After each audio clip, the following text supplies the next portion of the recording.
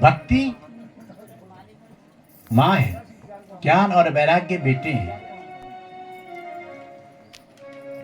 और ज्ञान सबको है, वैराग्य किसी किसी को है, भक्ति सबके पास में।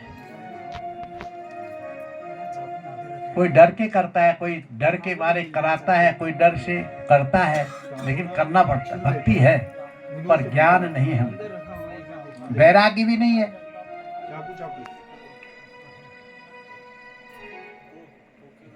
भगवान दत्तात्रेय जी कहते हैं 24 अवतारों में से गुरु दत्तात्रेय हुए हैं, उन्होंने 3 बातें बताई हैं। बोलो भैया, खाओ पियो छको मत। आप भी बोलो जरा, खाओ पियो छको मत। खाओ पियो छको मत। बोलो चालो बको मत। बोलो चालो बको मत। और चलो फिरो थको मत। चलो फिरो, वो भी क्या क्या जीवन हुआ।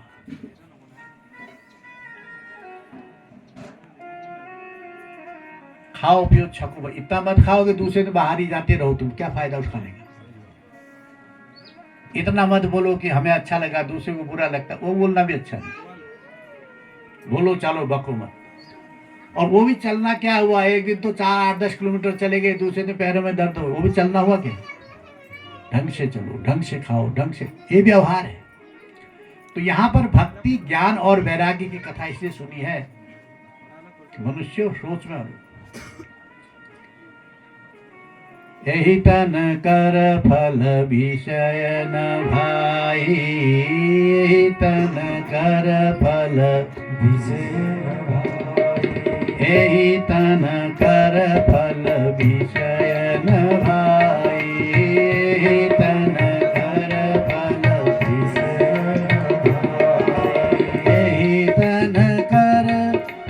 विषय न भाई, यही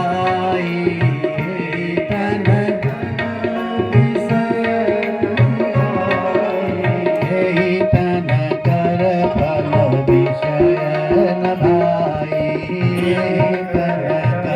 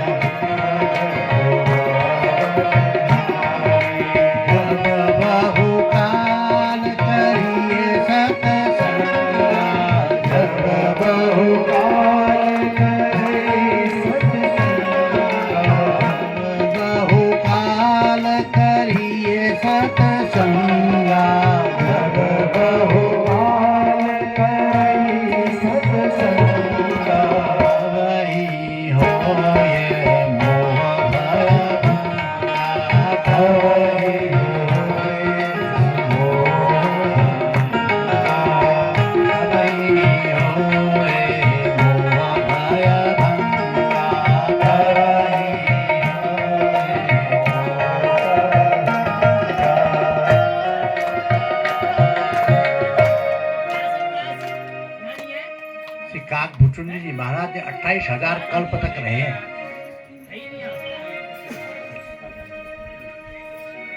कैलाश पर 28,000 वर्ष तक रहे हैं,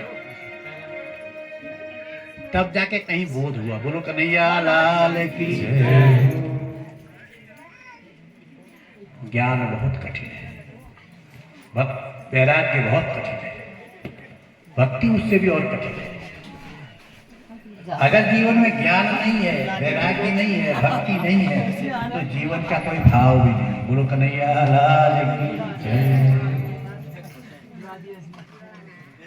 आप बहुत बढ़िया बढ़िया भोजन बनाओ, सुंदर सुंदर पकवान बनाओ, और उसमें थोड़ा सा नमक नहीं डालो ना, कैसा होता है? सब फीका होता है। सारा पकवान, उसकी कोई कीमत नहीं होती। ऐसा ही जीवन है भैया, सब कुछ किया लेकिन जीवन में कोई सत्कर्म नहीं किया, सत्संग नहीं किया, वो काम किस काम का? बोलो कन्हैया लाल की जय। इसलिए जीवन को जीने के लिए भक्ति और ज्ञान और वैराग्य की कथा सुनी आपने। जितना कुछ सेवा से होते। नारद जी ने अपनी कथा इसलिए सुनाई है कि मैं दासी का बेटा था, खाने के लिए कुछ नहीं था, लोग हमारी हंसी करते थे, मजाक। गरीब की सभी हंसी करते ना। तो मुझे संतों की सेवा में लगाया, 4 महीना बीत गया, संत लोग जाने लगे तो मैं भी उनके साथ जाने लगा। पीछे से मेरी माँ आई, हाथ पकड़ लिया, बोले क्या कर रहा है, कहाँ जा रहा है? संतों ने पीछे की ओर देखा, आवाज लगा दी, बोले बेटा तुम हमारे साथ मत आओ, हम तो बाबा लोग हैं, हम तो जाएंगे आएंगे, हमारा क्या है, तुम माँ, तुम्हारे साथ में माँ है, तुम माँ की सेवा। नारद जी कहते हैं मैं माँ के साथ तो चला गया, लेकिन माँ को गाली दे रहा है, माँ मर जाती तो अच्छा था। बोलो कृष्णचंद्र भगवान, मैं भजन तो करता। पर भगवान की ऐसी घटना हुई। मेरी माँ एक सेठ के घर में दूध दूहने के लिए गई, गऊ का। रास्ते में काला नाग पड़ा था, उसके सिर पे पैर रखा तो माँ की मृत्यु हो गई। बोलो कृष्णचंद्र भगवान। सांप के मुंह में विष होता है, बिच्छू के पूंछ में विष होता है, और मधुमक्खी के पंख में विष होता है, और मनुष्यों की रग रग में विष होता है। बोलो कन्हैया लाल।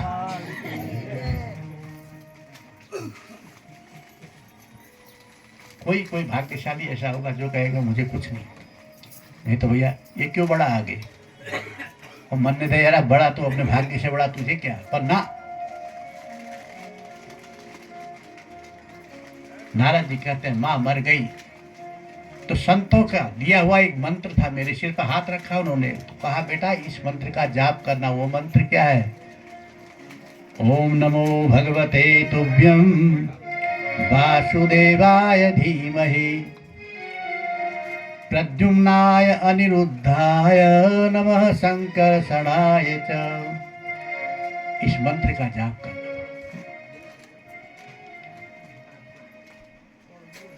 मुझे मंत्र तो ज्यादा नहीं आता था, मैं ओम नमो भगवते इतना समझ गया बस। और आज माँ मर गई तो मैंने घर की जो घास फूस लकड़ी थी सब माँ के ऊपर डाली, वहीं पर माँ का संस्कार किया और चला गया। कहाँ? बोले ब्रह्म नद्या सरस्वत्या आश्रमे पश्चिमे तटे। वहां पर जाकर के मैं नदी के किनारे बैठा, स्नान किया, पानी पिया, तो संतों का दिया हुआ मंत्र मुझे याद आ गया। मैं जप करने लगा, जप करते करते मेरी समाधि लग गई। कब शरीर का अंत हुआ मुझे पता नहीं, दूसरा जन्म मिला। मैं देवर्षि नारद हूँ। देवदत्तां इमां वीणा स्वर ब्रह्म विभूषितः। ये वीणा मुझे भगवान ने दी है, मैं इसे बजाते हुए कहीं भी चला जाता हूँ। दानवों के पास, मानवों के पास, ब्रह्मलोक में, विष्णु लोक में, कहीं भी मैं जा सकता हूँ। इसलिए मैं अपनी कथा व्यास जी से इसलिए सुना रहे हैं कि व्यास जी युधिष्ठिर समझाते हैं, बोले नहीं अभी समय नहीं आया, समय की प्रतीक्षा करो। आज 98वें दिन में जब सारी सेना खत्म हो गई, कौरवों की सेना का वर्णन लिखा है महाभारत में, हमने पढ़ा। आप लोग हिसाब लगा, लक्ष्य योद्धा 10 लक्ष वाजिनाम पादेक पुंसाम शतकोटि पुंसके। उसमें पैदल चलने वाले रथी, अतिरथी और अधिरथी होते थे। लक्ष्य के योद्धा 10 लक्ष वाजना, पादेक पुंसाम शतकोटि पुंस। अक्षोहिणी प्रमाणम ऋषियोर वदंती, ऐसा ऋषियों ने अक्षोहिणी का प्रमाण बताया है। अरबों की संख्या में लोग होते थे। तो ऐसे 18 अक्षोहिणी सेना को भगवान कृष्ण ने अर्जुन के माध्यम से विनाश करा दिया।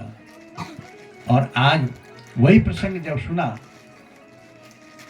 देखा, पढ़ा, और वही प्रसंग की कथा सुना रहे हैं। बोलो कृष्णचंद्र भगवान की।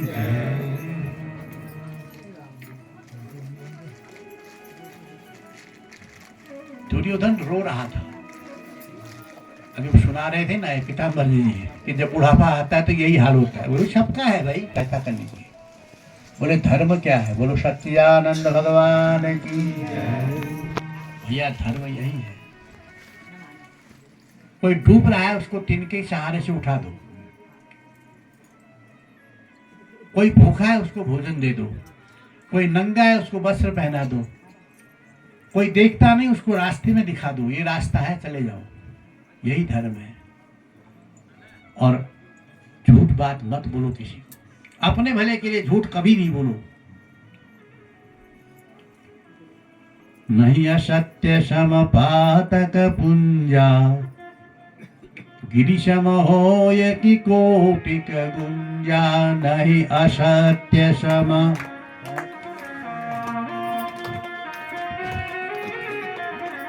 सबसे बड़ा है अपने पेट के लिए झूठ बोलना, वहां पर बड़ा धन है। तो चला गया, बोले वो पुकार रहा है तो जाऊं, जा करके देखा। बोले कौन? बोले देखा कि ये तो कुरुवंश का राजा दुर्योधन, मुकुट है सिर पे। बोले हाय हाय, राजा की ऐसी दशा, तो क्या करूं? बोले इसको सहायता दो। उठाया, उठा करके सिर पे हाथ फेरा। मित्र तुम्हें क्या हो गया? बोले जा जा मूर्ख, यहां से बात मत कर। क्या हो गया? इतना बड़ा 18 अक्षोहिणी सेना का संहार हो गया और ये खून की नदियां बह रही है, रख। फिर भी पूछता है क्या हो गया? जानबूझ के अनजान बनता है। झड़क दिया। अश्वत्थामा कहता मैं सत्य बोल रहा हूं, मुझे कोई पता नहीं है, मैं अभी जंगल से लौट के आ रहा हूं। बताओ तुम्हारा क्या दुख है, मैं दूर कर सकूं। अश्वत्थामा ने कहा, और दुर्योधन रो पड़ा। यही दुख है, मेरे सामने सारा मेरा वंश समाप्त हो गया और 5 पांडव जीवित है, उनका बाल बाका भी नहीं हुआ। क्यों? उनके साथ में टेढ़ी टांग वाला है। बोलो कन्हैया लाल की। वो कैसा है? बोले उसकी लीला बड़ी विचित्र है, अपने आप देखता रहता है और दूसरे से कर्म कराता है कि बिनु पग चलई सुनई बिनु काना, बिनु पग चलई सुनई बिनु काना, बिनु पग चलई सुनई बिनु काना, बिनु पग चलई सुनई बिनु काना। कर बिनु करम करई विधि नाना, कर बिनु करम करई विधि नाना। बिनु पग चलई सुनई विधि नाना, बिनु पग चलई कर बिनु करम करई विधि नाना, कर बिनु करम करई विधि नाना। आनन रहित सदा रस भोगी, आनन रहित आनन रहित सदा रस भोगी, आनन रहित सदा रस भोगी। बिनु बाणी बरखा बड़ जोरी, बिनु बाणी बरखा बड़ जोरी, बिनु बाणी बरखा बड़ जोरी, बिनु बाणी बरखा बड़ जोरी। बिनु पग चलई सुनई विधि नाना, बिनु पग चलई सुनई विधि नाना।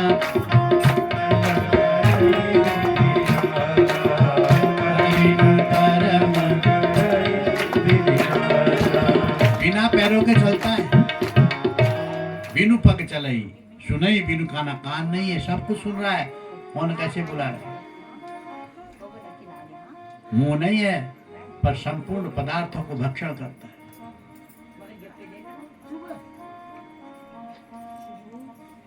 आनंद रहित, आनंद कहते हैं मुंह को, मुख है नहीं लेकिन संपूर्ण पदार्थों को ले रहा है, कौन किसका स्वाद है।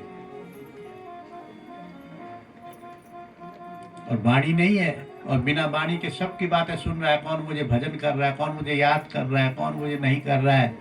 और ये भी जानता है कौन चप्पल उठाने आया है, कौन कथा सुनने आया, ये भी जानता है। ध्यान रखो।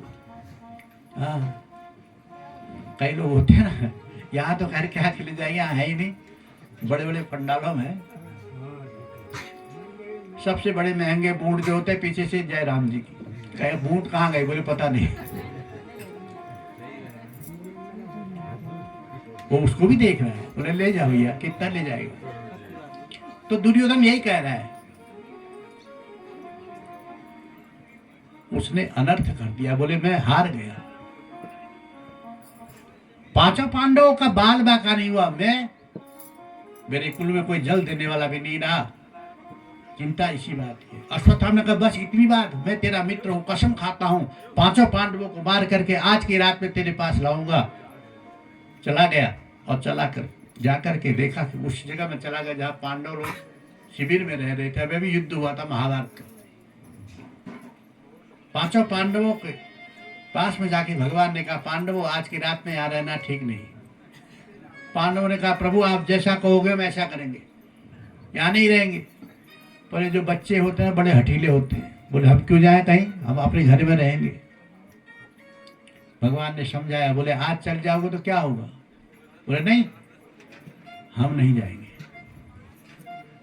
भगवान ने कहा मैं कुछ नहीं कर सकता, ये तो हरी इच्छा बलवान है, क्योंकि प्रारब्ध को मैं भी नहीं मिटा सकता। ये लिखने वाले ब्रह्मा जी हैं। आयु वित्तम च कर्मम च विद्या निधनमेव च पंचेतानपि सृज्यन्ते गर्भस्तस्यैव देहिनो। 5 चीजें केवल 5वें दिन में ब्रह्मा जी लिख देते हैं भाग्य में। आयु, वित्त, कर्म, आयु कर्मम च वित्तम, विद्या निधनमेव च। कब ये इसकी कितनी विद्या है, कितना कब ये मरने वाला है, ये सब ब्रह्मा जी 5वें दिन में लिख देते। इसीलिए भाग्य को तो मैं भी नहीं मिटा सकता। भगवान कहते क्योंकि मेरी आज्ञा से ही ब्रह्मा जी मेरी नाभि से उत्पन्न मेरे पुत्र है, मेरी आज्ञा से भाग्य बनाते हैं। पीछे हो गए, पांडव चले गए और इतने में रात्रि का ठीक तीसरा पहर आया। और तीसरे पहर में नींद ज्यादा आती है, बोलो कन्हैया लाल की। तीसरा पहर होता है 12 बजे से 2 बजे तक।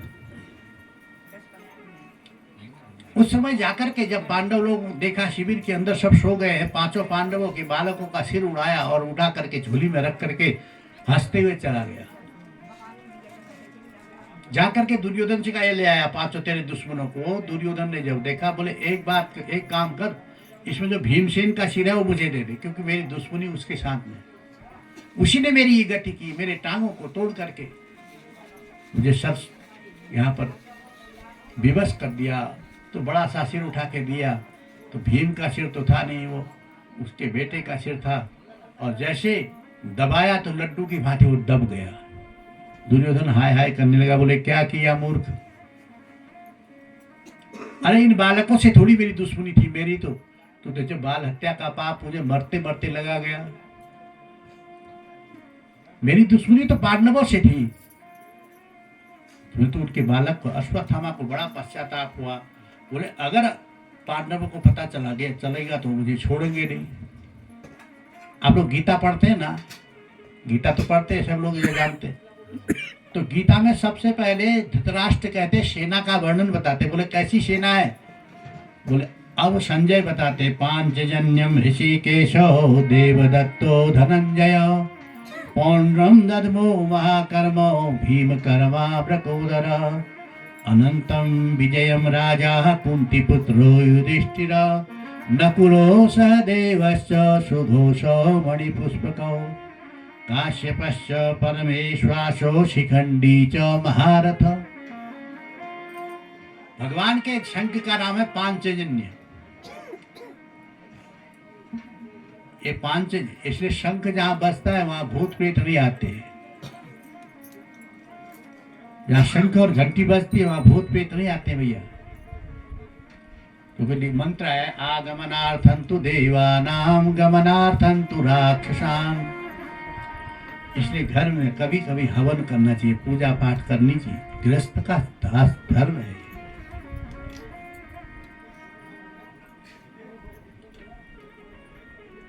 तो यहां पर भागने लगा। बोले पांडवों को पता चलेगा अश्वत्थामा भाग रहा है। भागते भागते सुबह हो गई। भगवान ने अर्जुन से कहा अर्जुन शीघ्र चलो। रथ में बैठ करके दोनों आए तो भगवान देखा कि शिविर में हाहाकार मचा हुआ है। सब लोग रो रहे, द्रौपदी रो रही है और गिर गई है और धाइयां रो रही है। बोले आवाज क्या आ रही है, जाके देखो। अर्जुन ने कहा महाराज पांचों बालकों के धड़ तो है पर सिर नहीं है। भगवान ने कहा मैं समझ गया, चलो रथ में बैठो। रथ में बैठ करके गए जहां अश्वत्थामा भाग रहा था। भागते भागते पीछे देखता है, आगे चलता है, पीछे देखता है, गया तो नहीं। थोड़ी देर में रथ की गड़गड़ाहट जब सुनी तो आज तो हाथ पैर खिसक गए ठंडे। अर्जुन मुझे छोड़ेगा नहीं, तो अब क्या करूं। उसी समय ब्रह्मास्त्र उठाया। ब्रह्मास्त्र उठा करके भगवान श्री कृष्ण के और अर्जुन की तरफ चला दिया। ये ब्रह्मास्त्र ऐसा है जो ब्रह्मा जी का अस्त्र अचूक है, इसे कोई नहीं बच सकता। इसकी ज्वाला इतनी तेज है। तो आज ब्रह्मास्त्र को आते हुए अर्जुन और भगवान ने देखा। अर्जुन कहते हैं प्रभु जलाने के लिए अस्त्र आ रहा है हमें।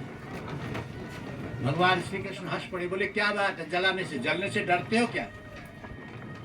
अरे तुम्हारे गुरु ने तुम्हें दो विद्या बताई है, ब्रह्मास्त्र चलाना भी बताया, उतारना भी बताया। और अश्वत्थामा अपने बेटे को एक ही विद्या बताई। वो जानते थे ये बेटा दुर्जन है, दुष्ट है। बोलो कृष्णचंद्र भगवान की। अपने बेटे को एक ही विद्या बताई, तेरे प्राण संकट वहां जाए तो ब्रह्मास्त्र चला देना, बच जाएगा। पर शिष्य को दो विद्या बताई। क्यों? इसलिए बताए कि जो अधिकारी है, जो योग्य व्यक्ति है, उसी को विद्या देनी चाहिए। सबके आगे अपनी विद्या का परिहास नहीं करना चाहिए। विद्या उसी को देनी चाहिए जिसके अंदर नम्रता है, विवेक है, विचार है। क्योंकि विद्या विनय संपन्नो ब्राह्मणो गविहस्तिनी। गीता में भगवान कहते हैं कि विद्या विनय संपन्नो ब्राह्मणो गविहस्तिनी शुनी चैव स्वपाके च पंडितो समदर्शिनो। अज्ञानी मूर्ख के हाथ में विद्या चली जाएगी तो दुरुपयोग करेगा, सज्जन के पास में विद्या जाएगी तो सदुपयोग करेगा। इसलिए शिष्य अर्जुन को दो विद्या बताई, अपने बेटे को एक ही विद्या बताई। ब्रह्मास्त्र छोड़ दिया अर्जुन से। भगवान ने कहा अर्जुन तुम भी ब्रह्मास्त्र छोड़ो, क्योंकि ब्रह्मास्त्र आपस में टकरा गए, दोनों शांत हो गए और रक्षा हो गई सबकी। थोड़ी देर में अश्वत्थामा को पकड़ लिया, पकड़ के रथ के पीछे बात करके ले आए। ला करके सबसे पहले भगवान ने कहा इसे कुछ मत करना, द्रौपदी का न्याय करेगी, क्योंकि जिसके बेटे मारे हैं इसने वही से इसका न्याय करेगी। द्रौपदी के सामने लाए। बोले कौन है?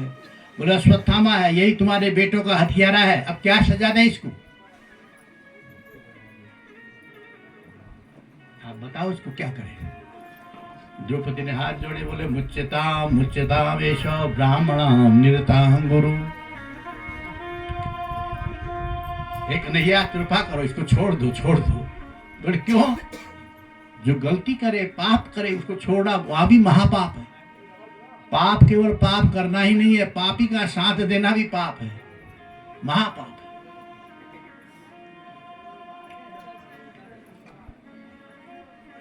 मुच्यताम। फिर ये ब्राह्मण है, इसको मारना नहीं चाहिए। तो ब्राह्मण है, क्या गलती करे, पाप करे, छोड़ देना चाहिए? बोले नहीं, इसको छोड़ना भी नहीं चाहिए।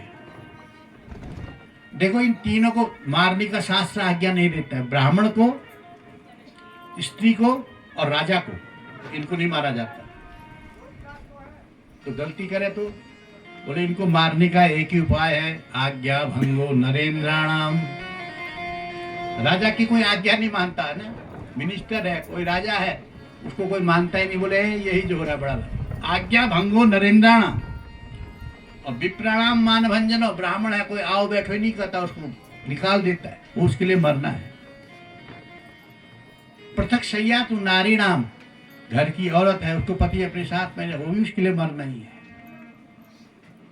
असस्त्रम बदुच्यते, बिना अस्त्र के मर जाते हैं, तो इसलिए इनको मारना नहीं है, नीति कहती है।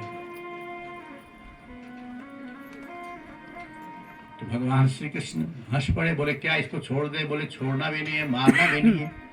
अर्जुन की ओर इशारा किया, इसके सिर पर मणि है, जो मणि पिता की आशीर्वाद से इसे मिली थी, इसे निकाल लो और इसके बाल मुड़वा दो और घर से बाहर निकाल दो, इसके लिए मृत्यु है। अश्वत्थामा को ऐसा ही किया, निकाला, निकालते निकालते पर जो उसका क्रोध था ना और बढ़ गया। बोले क्या सोचा है, क्या मैं तुम्हें छोड़ दूंगा अभी? नहीं। उसी समय अपना ब्रह्मास्त्र निकाला। बोले उत्तरा अभिमन्यु की पत्नी है। सबने घेर करके चक्रव्यूह के अंदर अभिमन्यु को मार डाला, बालक को। इसकी पत्नी थी उत्तरा। उत्तरा के गर्भ में एक बालक था जिसका नाम था परीक्षित। बोलो सच्चिदानंद भगवान की। उस परीक्षित की रक्षा के लिए भगवान ने अपने को एक रूप से बाहर रखा, एक रूप से उसकी रक्षा की। बताओ, उसकी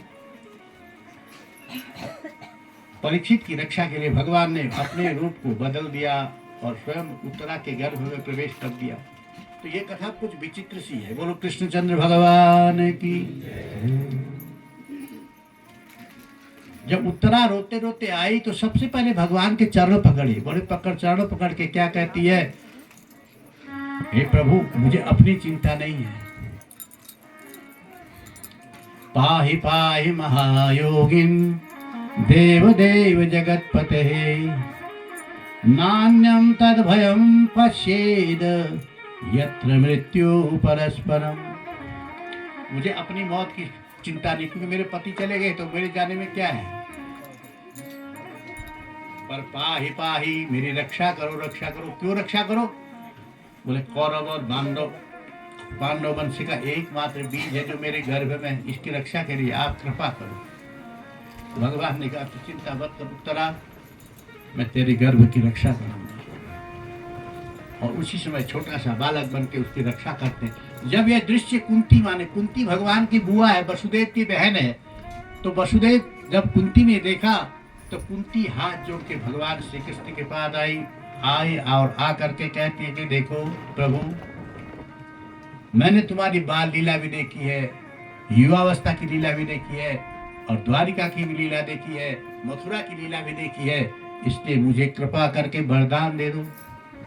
भगवान कहते बुआ आज तक तू वरदान मांगे नहीं, क्या वरदान चाहती है? बोले मुझे विपत्ति आए, विपत्ति आती रहे। विपदा संतु न शाश्वत तत्र तत्र जगत गुरु। हे जगत गुरु, मुझे विपत्ति दे दो, दुख दे दो। विपदा संतु न शाश्वत तत्र तत्र जगत गुरु, भवताम दर्शनम यस्य पुनर्भव दर्शनम। जब जब हमें विपत्ति आई ना, तब तब आपने हमें दर्शन दिए, कृपा करी। और हाथ जोड़ के फिर स्तुति करती है, नमः कृष्णाय शुद्धाय ब्रह्मणे परमात्मने। हे परमपिता परमात्मा, मैं जानती हूँ आप कोई साक्षात मनुष्य नहीं है, आप तो जगत के पालनहार हैं। पाहि पाहि महायोगिन देव देव जगतपते, नान्यम तद भयम पश्येरि यत्र। उत्तरा की स्तुति को याद कीजिए। कृष्णाय वासुदेवाय हरे परमात्मने, प्रणतः क्लेशनाशाय गोविंदाय नमो नमः। हे गोविंद, मैं आपके बार बार चरणों में प्रणाम करती हूँ। एक बात है, छोटों को बड़ों को प्रणाम करना चाहिए तो वो तो अच्छी बात है, लेकिन जब बूढ़े जब छोटों को प्रणाम करते हैं तो क्या होता है, बोले उसका उल्टा होता है। हाँ, ध्यान रखना, बड़ों को छोटों को प्रणाम नहीं करना चाहिए, आशीर्वाद देना चाहिए। तो आज जब कुंती ने प्रार्थना की चरणों में, तो भगवान कहते तुम क्या कर रहे हो बुआ? बोले कन्हैया बस बस रहने दो। हे कृष्ण करुणा सिंधु दीन बंधु जगतपते गोपेश गोपिका नाथ, हे गोपीनाथ, हे जगत पिता, मैं आपको जान गई, मुझे विपत्ति दो। भगवान ने कहा कम विपत्ति आएगी। जब तुम्हारा राज्य मिलने वाला था, कौरव 5 भाई पांडव हैं, 100 भाई कौरव है, भगवान कृष्ण जिसमें हस्तिनापुर में गए, दुर्योधन को समझाया, बोले देखो दुर्योधन, लड़ाई कहीं भी होती है ना तो वहां विनाश होता है। बोलो कन्हैया लाल की। कौरवों का विनाश हुआ जुआ खेलने से, और यदुवंश का विनाश हुआ शराब पीने से। बोलो भैया जैसा अच्छा लगे करना। कृष्णचंद्र भगवान की। भगवान का वंश था, आपस में यदुवंशियों ने शराब पी करके एक दूसरे के, शराबी जो होते हैं ना, बोले चलते चलते कुछ न कुछ कर जाते हैं, नाम कमा जाते हैं। इनसे बचना चाहिए। मत्तम उन्मत्तम प्रमत्तम च श्रुतम बालम जडस्त्रियम, इनसे बोलना ही नहीं चाहिए। बोले तू पागल है, बोले हाँ हम पागल ही है, बस तू ही ठीक है, बस चलो। अगर उलझोगे खैर नहीं, इसलिए इनके लिए साथ में। तो कहने का अर्थ है कि कुंती ने भगवान से प्रार्थना की विपत्ति मिले। तो विपत्ति बोले कैसी कैसी विपत्ति मिली, कितनी विपत्ति आई। राज्य मिल रहा था, तुम्हारा राज्य ले लिया कौरवों ने, तुम्हें दर दर की ठोकरें खानी पड़ी। यहाँ तक कि 14 वर्ष का वनवास, 13 वर्ष का वनवास, 1 वर्ष का अज्ञातवास। और उसमें ये शर्त थी, अज्ञातवास में अगर पकड़े गए तो फिर 14 वर्ष का वनवास। तो पांडव लोग भागते भागते गए विराट के नगर में जा करके, वहां विराट पुत्री से, द्रौपदी से स्वयंवर में अर्जुन ने विवाह किया। और उसके बाद में विराट के घर से निकल करके आए तो नाना प्रकार के पांडवों को मारने के लिए दुर्योधन ने चक्रव्यूह रचा। देखो आदमी आंखों से ही अंधा नहीं होता, बुद्धि से भी अंधा होता है। बोलो कन्हैया लाल की। इसलिए बुद्धि से जरा विचार के काम करना चाहिए। कहीं ऐसा ना हो हम जिस रास्ते पे जा रहे हैं वह किसी का हमारा पतन का कारण न बन जाए, क्योंकि पतन यही विनाश का कारण है। आज द्रौपदी ने मन में विचार करती है। भगवान आए तो फिर भी भगवान से कहा कि देखो, भगवान ने कहा 5 गांव दे दो। ये जो 5 गांव है मुख्य, अनपत, धनपत, सोनीपत, पानीपत और करनाल, यही भारत की जान है। पानीपत, सोनीपत, करनाल, ये पंजाब से अगर अनाज ना आवे तो यहाँ तो भूखा पड़ गया है, क्या खाओगे आप? यहाँ तो कुछ है नहीं, ये तो मोदी की कृपा है, 5 चावल दे दे रहे, आटा दे दे रहे, इसलिए सब लोग जीवित हैं। तो क्या खाओगे? क्या स्थिति आ गई हमारे देश में? वयम राष्ट्रीय जागृश्यम, हमारा राष्ट्र विनाश की ओर जा रहा है। किसी को चिंता नहीं है, सब मस्त है, चावल मिल जा रहे, गेहूं मिल जा रहे, लेकिन ये क्या हो रहा है? सोचना, जरा विचार करना, हम किस ओर जा रहे हैं। तो विपदा संतु न शाश्वत तत्र तत्र जगद्गुरो भवतां दर्शनम यस्य अपुनर्भव दर्शनम। इसलिए हे नाथ, तो जिसमें राज्य मिल रहा था ना, सबसे पहले भीमसेन को, एक बार ये कौरव और पांडव जब बालक थे, बच्चे थे, खेलने जाते थे जंगल में, तो फल होते थे, सेब लगा हुआ, कहीं पुलम लगे हुए, कहीं खुमानी लगी है, तो पेड़ को पकड़ करके भीमसेन हिलाता था तो सारे के सारे कौरव गिर जाते थे फलों की भांति। और इनके हृदय में इतना दुख हुआ, अभी तो ये बच्चा है, तो बड़ा हो जाएगा तो क्या करेगा, हमको जीना नहीं है क्या? बोले क्या करें? बोले इसको 20 के लड्डू खिला दे। बोलो कृष्णचंद्र भगवान की। तो 20 के लड्डू लाए बना करके, भीमसेन को खिलाया और नदी में डाल दिया। नदी में डाल करके चले गए घर को। इधर घर में सबने सोचा कि सब तो है पर भीमसेन कहाँ है। बहुत दूर बह गए, नागलोक में चले गए। इतना सुंदर थे ये नाग कन्याओं ने इसको देखा, डस करके इसका विष का विष हुआ। विषस्य विष औषधम, विष ही विष की दवा है। और उस विष को नागों ने ले लिया और इसको जीवित कर दिया। कुछ समय बाद यही भीमसेन लौट करके आते हैं। जब पांडवों ने कहा भैया थे कहाँ? बोले पता नहीं मुझे भी, मैं कहाँ था। पता लगा कि इसको तो विष दे दिया गया था, नागलोक में भेज दिया। और आज भगवान बता रहे, क्या तुझे कम विपत्ति आई क्या बुआ? बता। लाक्षा ग्रह बनाया, घर बनाया, और घर में लाख का घर बना दिया, लाक्षाग्रह बनाया।